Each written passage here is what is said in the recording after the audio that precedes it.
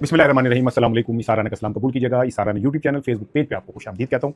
आपसे दरखास्त है कि मेरे चैनल को जरूर सब्सक्राइब कीजिए और बेल आइकन को भी जरूर प्रेस कीजिए। वीडियो अच्छी लगे तो दोस्तों में शेयर भी कर दीजिएगा। आज जुमेरात है, 13 अगस्त है, 19 सफ़र है और 19 ही सावन है और 29, सॉरी मैं स्लिप कर जाता हूँ। मैथ मेरी वैसे कमजोर है, मैट्रिक में मेरी कंपार्ट आई थी, मैंने क्लियर नहीं की थी क्योंकि मुझे 2 और 2 4 करने नहीं आते। आपको सुबह बखैर कहता हूँ, गुड मॉर्निंग कहता हूँ, सुबह जो सलाम कहता हूँ, चश्मे मा रोशन दिल माशाद, आपको वेलकम कहता हूँ, आपको खुश आमदीद कहता हूँ, आपको बखैर रागले कहता हूँ। और इस जुमेरात के सुबह को मैं आपके लिए दुआइया कलमात कहता हूँ और दिल से कहता हूँ, आप जहाँ रहें फूलों की तरह महकते रहें, आपका जोबन हमेशा बरकरार रहे, आप ज़माने की गर्द से बचें, ज़माने के हालात से बचें, आप, आपके अहले खाना, आपके चाहने वाले जो जहाँ हैं अल्लाह ताला की अमान में रहें, नस्र बद से बचें, हासिदों के हसद से बचें, दुश्मनों के शर से बचें, मुखालिफों की साजिशों से बचें, सेहत सलामती पाएँ। गुड मॉर्निंग अगेन, आपको सलाम कर दिया। 3 चीज़ें बड़ी इंपॉर्टेंट है कि केपी में तो लॉन्ग मार्च शुरू हो चुका है और ये मैं नहीं कह रहा, जिस शख्स ने लॉन्ग मार्च शुरू किया वो कह रहा है और वो सेल आफरीदी है। वो कहते हैं जी लॉन्ग मार्च तो शुरू हो चुका है और अब ये लॉन्ग मार्च थमने के लिए नहीं आया, ना रुकने के लिए आया है। केपी में आज उन्होंने ये लॉन्ग मार्च का आगाज़ किया। लोग कह रहे हैं कि इतना बंदा था कि 5 अगस्त के जलसे से ज़्यादा, यानी केपी इज़ फुली चार्ज। अब कल आज सुबह सीएम केपी ने आना है इमरान खान साहब से मुलाकात करने। मेरी छठी इस बार बार कह रही है कि कोई ना कोई चीज़ होनी है, कुछ ना कुछ होने जा रहा है और अगर नहीं होता तो फिर आज से पीटीआई के पास पॉइंट ऑफ नो रिटर्न आ जाएगा, इसके बाद वापसी कोई नहीं है। तो क्या आज क्या हो सकता है और ये जो क्या कहते हैं लॉन्ग मार्च शुरू हुआ है, इस लॉन्ग मार्च की बैकग्राउंडर क्या है। और शायद सोहेल अफरीदी ने तो स्ट्रेट फॉरवर्ड कह दिया कि जी अब मैंने वापसी के को रास्ता नहीं, कश्तियाँ जला दी हैं, सर पे कफन बांध लिया है। अब देखते हैं कि इश्क का और ज़माने का मुकाबला है, कौन जीतता है। दूसरी चीज़ ये कि हलीमा खानम और उनकी बहन डॉक्टर उज़मा ने तो बहुत सारे लोगों को एजेंसियों का आदमी करार दे दिया है। उनका कहना है कि ये एजेंसियों के आदमी हैं जो इस तरह की चीज़ें फैला रहे हैं और एजेंसियां दरअसल ये चाह रही हैं कि ज़रा आप एक खौफ व हिरास की कैफियत पैदा की। साथ साथ वो कह रहे हैं कि जो लोग इमरान खान की सेहत के वाले से सख्त तरीन जुमले कह रहे हैं कि बहुत तबीयत वो है, वो भी एजेंसियों के आदमी हैं, क्योंकि एजेंसियां जो हैं वो एक ख़ास टारगेट हासिल करना चाह रही हैं। वो ख़ास टारगेट क्या है, मैंने आज के व्लॉग में बात करनी है। तीसरी इंपॉर्टेंट चीज़ है कि पीपल्स पार्टी ने पीटीआई से रब्ता किया और उनसे कहा कि जी इत्तेहाद कर लें। पीटीआई ने कहा जी ठीक है हम इत्तेहाद कर लेते हैं, हमारे कुछ मुतालबात हैं। वो मुतालबात जो है उन्होंने उन्हें पेश कर दिए। अब देखते हैं कि वो पीपल्स पार्टी जो है कितना सीरियस है इस मामले में। पोली है लेकिन नडी पोली नहीं की कि वो पीटीआई का हाथ पकड़ के और आग के अंदर छलांग मार दे। वो गए भुट्टो शहीद और बेनज़ीर भुट्टो शहीद जो आग में छलांग मार सकती थी। अच्छा, शुरू में ज़रा एक चीज़ और सुन लें कि अमेरिका और ईरान की जो जंग है उसमें अब अमेरिकी सेनेटर्स कह रहे हैं कि जनाब ये तो ट्रंप ने हमें पूरी दुनिया में नंगा करके रख दिया है। हमारा हवा बना था, असी बदमाश हैं, असी बड़े ताकतवर हैं और हमारे में जनाब बड़ी कैपेसिटी है, इसने तो सारा कुछ एक्सपोज कर दिया। पूरी दुनिया ये कह रही है कि एक मुल्क जो 25 साल से इक्तिसादी पाबंदियों का शिकार था, उससे 10 साल पहले वो हालत जंग में था। इसराइल जिसे दुनिया का कहते हैं बड़ा ताकतवर आयरन डोम और पता नहीं क्या, और अमेरिका जो दुनिया का कुल्ली मुख्तार है, उन सब ने मिलकर और खलीज के मुमालिकों ने कंधा दिया। सऊदी अरब, कवैत और जनाब यूएई और जनाब जिसका नाम लें आप, उन्होंने कंधा दिया। ये सारे मुल्क मिलके एक ऐसे मुल्क के ऊपर पड़े जो कमजोर था, जो इक्तिसादी तौर पे फंसा हुआ था, और आप हार गए और वो जीत गया। तो आपने तो अमेरिका की फिजाई कुव्वत और फौजी कुव्वत दोनों ही एक्सपोज करके रख दी ट्रंप ने। ट्रंप उन्हें जो मर्जी कहता रहे, लेकिन इतलात यही है कि मोहसिन नकवी साहब वहाँ पे मौजूद हैं। उनकी अमेरिकी ईरानी सदर से भी मुलाकात हुई है, वज़ीर ख़ारिजा से भी मुलाकात हुई है। कहा यह जा रहा है कि ईरान और अमेरिका में 60 रोज़ा जंग बंदी जो है ना ये एक्सपेंड हो जाएगी। तो बारीकियाँ देखो, ये जंग शुरू हुई थी इसराइल और ईरान की। किस खूबसूरती से जूश ने इसराइल को निकाल के एक साइड पे कर दिया और ईरान को सामने खड़ा कर दिया। आप इस खूबसूरती को का मुलायजा करें। अच्छा, वो कहता है ट्रंप कह रहा है कि जी अब जो ईरान है वो मशरिक़ वस्ता का बदमाश नहीं रहा। भाई अभी तो बदमाश बना है, बदमाश बना है तो सऊदी अरब और ये और वो सारे जंगी मुआहदे कर रहे हैं ना पाकिस्तान के साथ। उन्हें ये खौफ हो गया कि हम ईरान एक सुपर पावर के तौर पे सामने आ गया। यकीन करें, मैं मसलक में पढ़ने वाला आदमी नहीं हूँ, मैं अल्हम्दुलिल्लाह मुसलमान हूँ। मैं अपने अल्लाह पे और उसके नबी पे यकीन रखता हूँ और नबी के बाद किसी ने नहीं आना। नबी की बराबरी, नबी के करीब भी कोई नहीं है। मेरे आखिरी नबी के पैरों की जूतियों की तुफैल लोग इज्जत पाएँ तो पाएँ। मैं ना शिया हूँ, ना सुन्नी हूँ, ना वहाबी हूँ, ना देवबंदी हूँ। मैं एक लिबरल आपसे बात करने जा रहा हूँ कि ईरान का हवा इतना हो गया है इन स्टेट्स के अंदर कि उन्हें ऐसा लगता है कि अगर अमेरिका भाग गया तो ईरान तो नया सुपर पावर हो जाएगा। और यही वो जंग है जो यहूदियों और क्रिश्चियन ने एक अरसे से मुसलमानों के दरमियान फैलाई है, शिया सुन्नी फसाद। ताकि ये मुत्तहिद ना हो सकें। आज खलीजी ममालिक अपने इत्तेहाद कर रहे हैं, वो डेफिनेटली कोई माने ना माने भाई, वो ईरान के खिलाफ ही हो रही है। बस मैं इससे ज़्यादा नहीं कहूँगा। अब आ जाए असल चीज़ की तरफ। मैंने कल आपको खबर दी थी कि सुहेल अफरीदी साहब आज ज़िला खैबर के अंदर अपनी स्ट्रीट मूवमेंट का आगाज़ करने जा रहे हैं, जो पहले से चल रही थी, लेकिन आज उन्होंने, आप ये देखें ना कि पहले से चल रही थी, हलीमा खानम सब कुछ कर गई थी, आज करने की क्यों ज़रूरत पेश आई। तो मैं अब आपको बताऊं कि जब आज उन्होंने स्ट्रीट मूवमेंट शुरू की तो शायद खुद वो तवक्को नहीं कर रहे थे कि इतने लोग उनके साथ आ जाएंगे। वहाँ पे ऐसा लग रहा था कि पूरा केपी जो है वो आ गया। इकबाल अफरीदी ने वो टूर रोड पंप है कौन सा है, वहाँ पे उनका इस्तकबाल किया और फिर ये बाब खैबर तक गए। वहाँ पे जाके ये जो गैदरिंग थी ये लॉन्ग मार्च बन गई और वहाँ सुहेल अफरीदी ने कहा कि लॉन्ग मार्च शुरू हो चुका है। यानी प्रैक्टिकली देखा जाए तो सुहेल अफरीदी ने लॉन्ग मार्च का आगाज़ कर दिया है। अब देखना यह कि वो इस लॉन्ग मार्च को यहीं रोक के आज सुबह वो अडियाला आते हैं और अडियाला आने के बाद वो यहाँ पे मुलाकात उनकी इमरान खान के साथ उन्होंने दरख्वास्त दी हुई है। 6 लोग हैं जिसमें वो हैं, फिर मीना खान है, फिर शाहिद खटक हैं, फिर क्या कहते हैं शफी जान है, एक MNA है और एक और साहब है। 6 लोगों का नाम है। अगर मुलाकात हो जाती है तो फिर तो मामला सीधा पदरा हो गया। जो एक्सपेक्टेड है कि शायद मुलाकात करा दी जाए, लेकिन अगर नहीं होती तो फिर यहाँ से PTI की अपनी इज्जत का मामला शुरू हो जाता है। इवन ये कि सुहेल अफरीदी की इज्जत का मामला शुरू हो जाता है। सुहेल अफरीदी इससे पहले बारहा अडियाला के बाहर धरना दे चुके हैं और रात को फिर अपना सामान उठा के घर जा चुके हैं। लेकिन अगर इस बार सुहेल अफरीदी की मुलाकात नहीं होती और सुहेल अफरीदी वहाँ धरना दे देते हैं और बाकी लोग भी आके बैठ जाते हैं और KP में जैसे अवाम ने रिस्पॉन्स दिया, अगर वो सामने आ जाता है तो फिर सूरत हाल कुछ और हो सकती है। और सूरत हाल ये हो सकती है कि फिर इंतज़ामिया के लिए या तो सुहेल अफरीदी पे लाठीचार्ज हो, उन पे वाटर कैनन से पानी फेंका जाए या उन्हें ज़बरदस्ती वहाँ से हटाया जाए, और कोई रास्ता नहीं रहता। और अगर ये किया जाता है तो इससे एक ऐसा सूबाई तासुब फैलता है जो मेरा ख्याल है किसी तरह भी इस मौके पे जब पाकिस्तान बलूचिस्तान में फंसा हुआ है, कश्मीर में फंसा हुआ है, KP में फंसा हुआ है, माली उसमें फंसा हुआ है, मेरा ख्याल है पाकिस्तान ये अफोर्ड नहीं करता कि एक सूबे के CM के ऊपर इस तरह का कुछ हो। इसलिए जो फैसला साज हैं वो भी इस सूरत हाल को बड़े गौर से देख रहे हैं। पंजाब हुकूमत के तो खाते बात पड़ी हुई है, लेकिन पंजाब हुकूमत मुझे लग रहा है कि वो अपने वजन के नीचे खुद दब चुकी है और अब उसका अपना आलम यह हो चुका है कि वो, मुझे तो ऐसा लगता है कि मरियम साहिबा बेबस हो चुकी हैं अपनी इस सारी सूरत हाल से।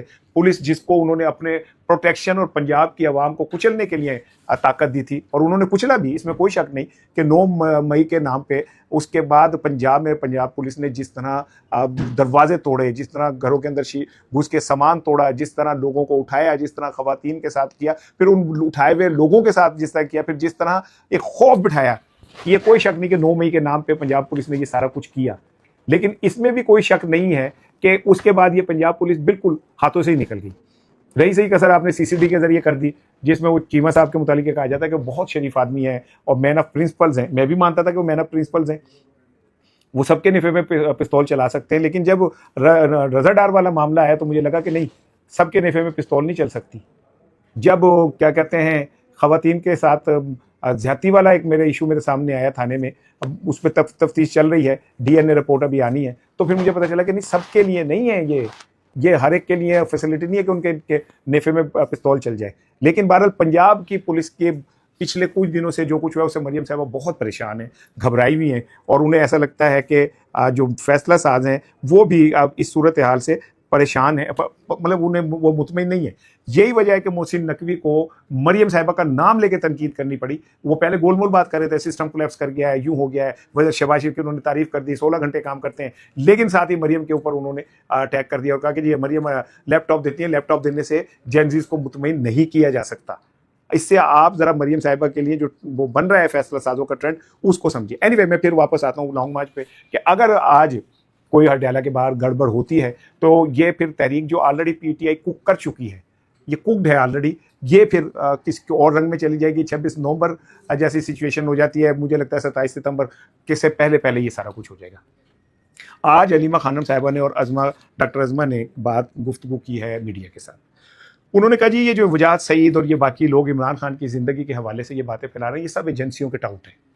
ये मैं नहीं कह रहा, ये वो कह रही है, लेकिन ये बात तो मैं परसों ही कह चुका हूँ कि वजाहत सईद ने जो कुछ भी किया वो किसी और के कहने पे किया है। ये बात मैंने कोई ढकी छुपी तो नहीं की थी। आज वो कह रही हैं तो इस बात को ज़रा थोड़ा वजन और मिल गया कि ये सब एजेंसियों के टाउट हैं और ये जान के इस तरह की इमरान खान की सेहत के हवाले से चीज़ें फैला रहे हैं ताकि लोगों का माइंड सेट जो है, लोगों के नब्ज़ चेक किया जाए। उस मौके पर डॉक्टर अजमा ने कहा कि ये जान के ये कहते हैं कि इमरान खान की हालत बहुत ख़राब है ताकि इमरान खान को मुर्सी की तरह, मोहम्मद मुर्सी की तरह जो मिस्र के सदर थे और अवाम ने मुंतखब किया था, उसकी तरह उसको ख़त्म कर सके। अब ये बड़ा भयानक सा इल्ज़ाम है कि जनाब अली ये जितने भी लोग इमरान खान की ज़िंदगी के हवाले से उल्टी सीधी बातें कर रहे थे वो सब एजेंसियों के टाउट है। मुझे नहीं पता हैं या नहीं हैं, लेकिन ये उनकी इमरान खान साहब की बहनें कह रही हैं।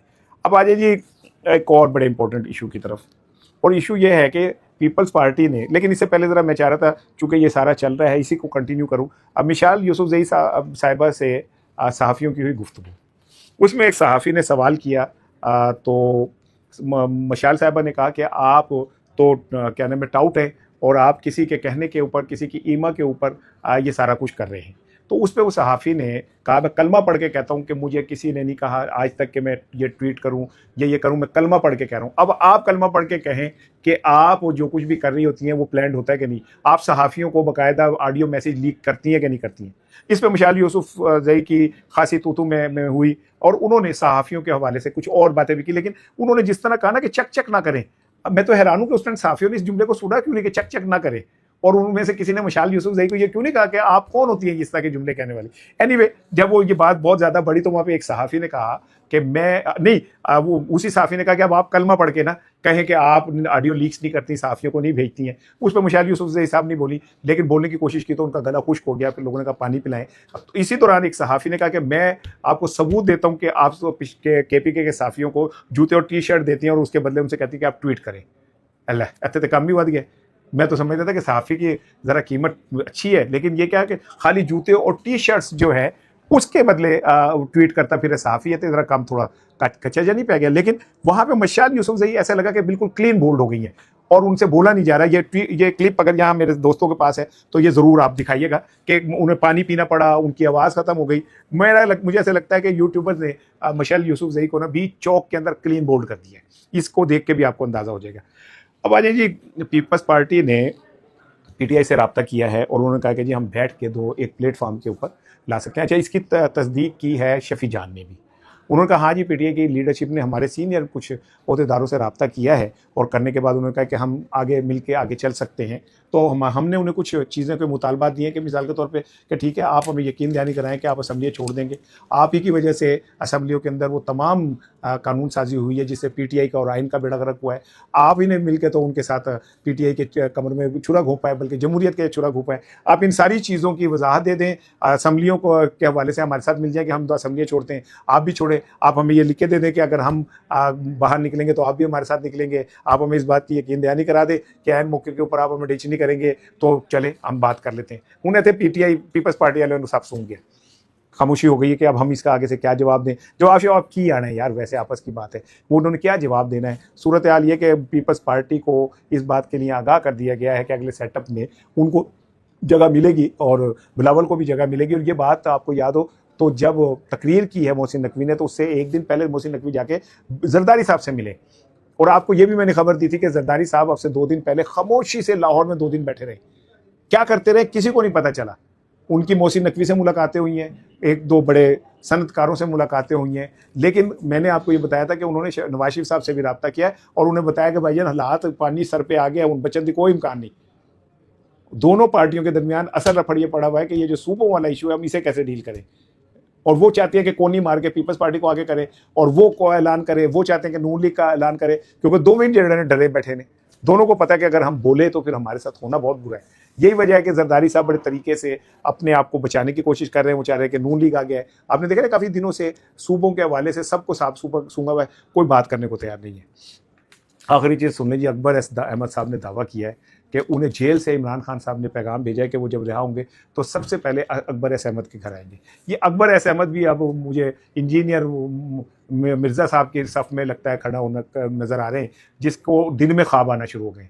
और अकबर एस अहमद ने तो इस तरह बयान किया कि जैसे इमरान खान के लिए अब बुशा बीवी से भी ज़्यादा अहम अकबर एस अहमद है। अब पता नहीं, मुझे नहीं पता कि अकबर एस अहमद में ऐसे कौन से फंक्शन है कि मैं ये बात को समझ लूँ जिस शख्स। और फिर मैंने उनका देखा एक ट्वीट श्री साहिबा का, उन्होंने कहा कि जो बुनियादी 6 अरकान थे उसमें अकबर एस अहमद है ही नहीं किधरे। ऐसे बदोबदी जो आपने देखा ना, वो पहले, अब तो दौर ही गुजर गए ना, मामले ही लंग गए, अब तो बात ही पता नहीं कहाँ चली गई। पहले दौर में जब मदारी तमाशा करता होता था तो आपको याद होगा कि बच्चे जो थे ना वो टांगों में से निकल के ना आगे जाके खड़े हो जाते थे। तो अकबर ऐसे अहमद का तो कहीं जिक्र ही नहीं है। अब उन्हें एक नया ख्वाब आया कि उन्हें इमरान खान ने ना अपनी बहनों को मैसेज करना है, ना उसने अपनी क़यादत को करना, अकबर अहमद को करना है। और वो उन्होंने क्या कहते हैं कि जी मैं रहा हुआ तो सबसे पहले आपके पास आऊंगा, शुक्र अकबर अहमद ने यही